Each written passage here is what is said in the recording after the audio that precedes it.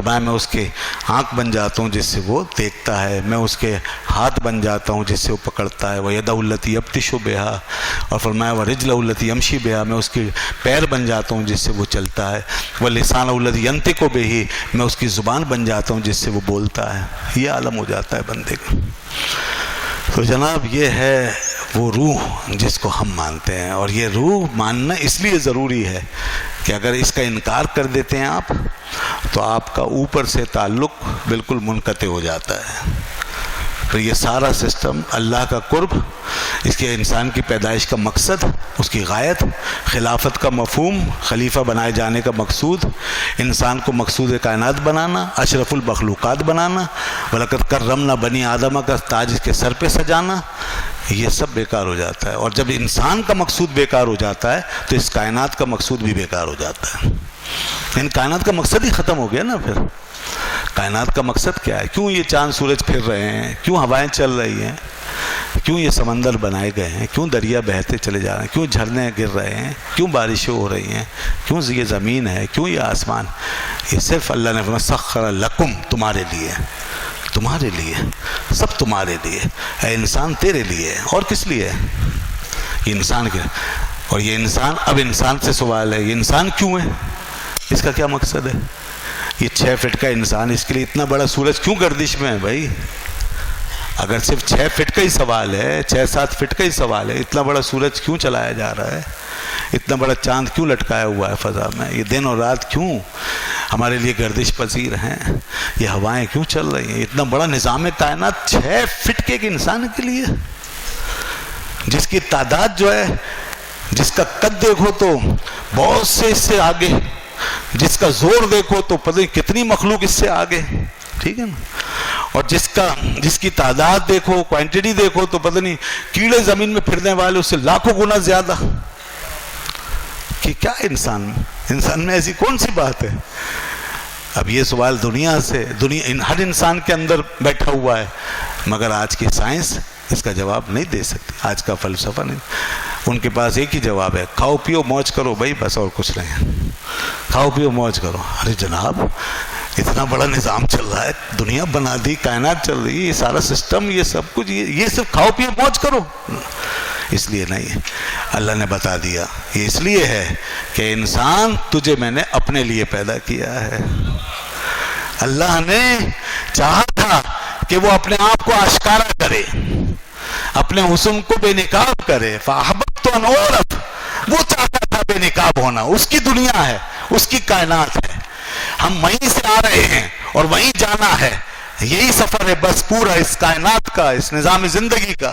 قُلِ الرُّوحُ مِنْ أَمْرِ رَبِّي، فرمایا میں نے اپنے عمر سے بھیجی ہے روح، اور کس لیے؟ تاکہ مجھے ریفلیکٹ کرے، میرے جمال کو بے نقاب کرے، میرے حسن کی تجلیاں اس پہ پڑھیں، میرے انوار اس پہ برسیں، پھر اس سے آشکارا ہو، میری قدرتیں آشکارا ہوں، میری صفات آشکارا ہوں، میرے جلوے آشکارا ہوں، میری رانائیاں آشکارا ہوں، میرا حسن آشکارا ہو۔ میں چاہتا تھا کہ میں آشکار ہو جاؤں، اس انسان کو اس لیے بنا، اس لیے روح بھیجی ہے۔ تو گویا روح وہاں سے آئی ہے، اب وہیں جا رہی ہے، وہیں کو ریفلیکٹ کر رہی ہے، اسی جان کو آشکارا کر رہی ہے، اسی کی طرف متوجہ ہے۔ بس یہی ہے پورا فلسفہ اِنَّا لِلَّهِ وَإِنَّا إِلَيْهِ رَاجِعُونَ کا، یہی ہے اِنَّا لِلَّهِ۔ جب مر جاتا آدمی تو یہی کلمہ کہنا ہے، اِنَّا لِلَّهِ وَإِنَّا إِلَيْهِ رَاجِعُونَ۔ اے اللہ ہم تیرے ہی لیے ہیں اور تیری طرف جانے والے، تیری طرف سے آئے ہیں اور تیری طرف جانے والے ہیں، بس یہ ہے۔ بس وہ اسی کو کہتے ہیں الا لہ الخلق والامر، کہ سب اللہ ہی کے لیے خلق و امر، اس طرح بھی اس کی قدرت کے اعتبار سے بھی کہ سب اسی کا ہے اور اسی کا پیدا کردہ، اور اس اعتبار سے بھی کہ جو سیر اس کو دی گئی ہے، جو گردش دی گئی ہے، وہ بھی یہی ہے کہ یہاں آنے کے بعد پھر وہاں جانا ہے۔ اس لیے خلق بھی اس کی ہے، یعنی اسی نے پیدا کیا، عالم خلق بنایا، اور امر بھی اس کا ہے کہ اسی کی طرف جانا ہے، اسی کی طرف جانا ہے۔ تو اس لیے یہ ہے مقصود۔ یہاں دین ہمارا انسان کے اس سوال کا جواب دے رہا ہے جو ہر انسان کے پاس ہے، مگر کوئی نہیں دے سکتا اس کا جواب، صرف اللہ کی کتاب دیتی ہے، دین اسلام دے رہا ہے، اور یہ تعلیمات، اس میں روح کا کردار بالکل نمایاں ہے، روح کا تصرف نمایاں۔ اب بتائیے جناب، اس روح کا علم اللہ کے رسول صلی اللہ علیہ وسلم کو نہیں ہوگا؟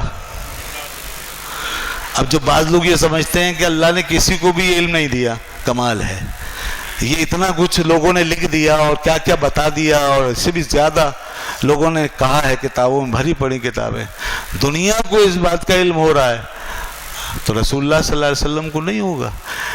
دنیا کو علم جتنا ہوا ہے نا، رسول اللہ صلی اللہ علیہ وسلم کا علم اس سے بھی آگے ہے۔ جہاں دنیا کا علم ختم ہوا وہاں سے رسول اللہ صلی اللہ علیہ وسلم کا علم شروع ہوا، اور روح کی پوری حقیقت کیا ہے رسول اللہ صلی اللہ علیہ وسلم کے علم میں ہے۔ ہمارا یہی گمان ہے، یہی نظریہ ہے، اور اسی میں عقیدت ہے، اسی میں احترام ہے۔ انکار کرنے میں احترام نہیں ہے، عقیدت نہیں ہے، بلکہ ایک قسم کی تحقیر ہے۔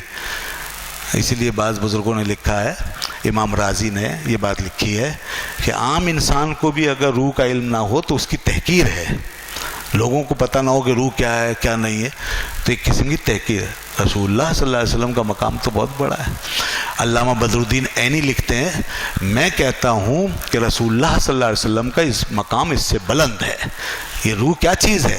اللہ نے ان کے لیے تو یہ فرمایا ہے وَعَلَّمَكَ مَا لَمْ تَكُنْ تَعْلَمْ، اے محبوب جو آپ نہیں جانتے تھے وہ سب ہم نے آپ کو سکھا دیا ہے۔ تو اگر کوئی یہ کہتا ہے کہ رسول اللہ صلی اللہ علیہ وسلم کو روح کا علم نہیں ہے تو اللہ فرما رہا ہے وہی تو ہم نے سکھایا ہے جو ان کو نہیں ہے، وہی تو سکھایا ہے جو ان کو نہیں ہے۔ تو اس آیت سے جو چیز کہو گے کہ نہیں ہے، اللہ فرماتا ہے یہی ہم نے سکھا دیا ہے۔ وَعَلَّمَكَ مَا لَمْ تَكُنْ تَعْلَمْ، اور اسی لیے اللہ نے فرمایا کَانَ فَضْلُ اللَّهِ عَلَيْكَ عَظِيمًا، آپ پر آپ کے رب کا بہت بڑا فضل ہے۔ یہی بات امام غزالی نے لکھی کہ رسول اللہ صلی اللہ علیہ وسلم کو روح کا علم ہے، اور یہی بات جو ہے وہ علامہ آلوسی نے لکھی کہ رسول اللہ صلی اللہ علیہ وسلم کو روح کا علم ہے، اور یہی بات شیخ محقق شاہ عبدالحق محدث دہلوی نے لکھی کہ رسول اللہ صلی اللہ علیہ وسلم کو روح کا علم ہے۔ رسول اللہ صلی اللہ علیہ وسلم کو روح کا علم کیوں نہیں ہوگا جبکہ رسول اللہ صلی اللہ علیہ وسلم ہماری روحوں کی طرف بھی رسول بنا کے بھیجے گئے ہیں۔ ان کا تو کام ہی روحوں کی اصلاح کرنا تھا، روح ہی تو موضوع ہے دین کا، جسم تو سب کا موضوع بنا ہوا ہے، جسم پہ تو سب بحث کر رہے ہیں۔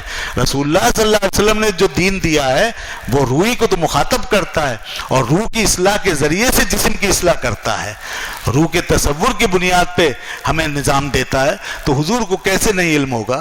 یقیناً ہمیں یقین رکھنا چاہیے کہ رسول اللہ صلی اللہ علیہ وسلم کو روح کا علم